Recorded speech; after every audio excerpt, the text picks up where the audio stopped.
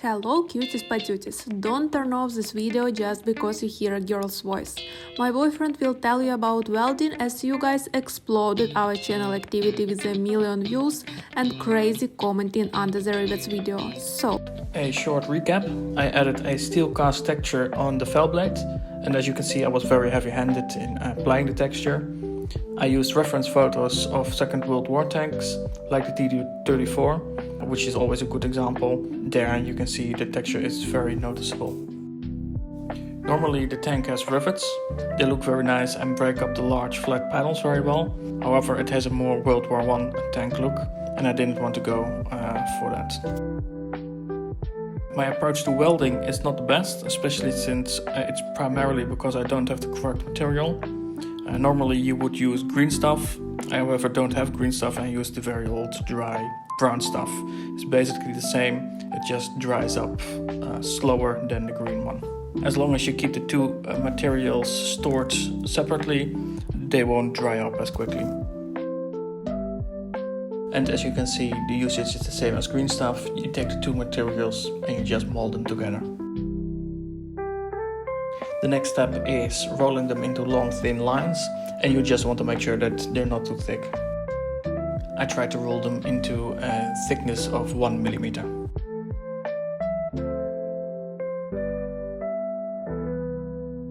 Here you can see me applying the strings. I made sure that both my fingers and the toothpicks were wet so they didn't stick. I already waited, I think, around 10 minutes. As you can see later on, it would have been better to wait a bit longer. If you don't wait long enough, the strings will keep sticking to your fingers, keep sticking to the material you will use to make the texture, the welding texture, and not stick to the tank. If you wait a bit longer, the string is more dried out. It will stick easier to the tank itself.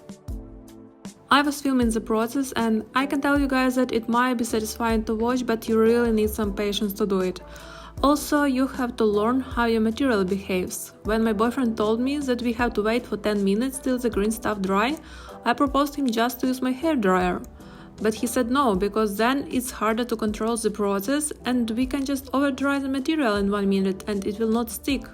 So let us know in the comments if you ever use the hair dryer and what materials do you use. And here you can see me apply the welding texture, and as I told before, I didn't wait long enough, so the string kept sticking to the toothpicks. If the string is still too sticky, that isn't really a problem. You can just put it away, wait, come back 10 minutes later. As you can see, I was stubborn here, I didn't wait. That also isn't really a problem. You can just come back later and reapply the texture again. You better wait, because he didn't and was quite annoyed applying too sticky material. Also, it was especially tricky in the corners and he had to hold the material with a toothpick all the time so he can create the well-built structure. Here is the moment I barked at him because he always put his head in the camera, but it still was a good shot, so here it is. And here you can see that while he was working with other pieces of green stuff, this rainworm got dried and it's easier to work with it.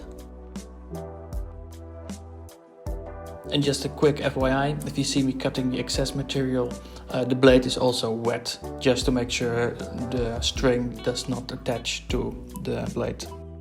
It should be another part here of his voice recording, but I accidentally deleted it.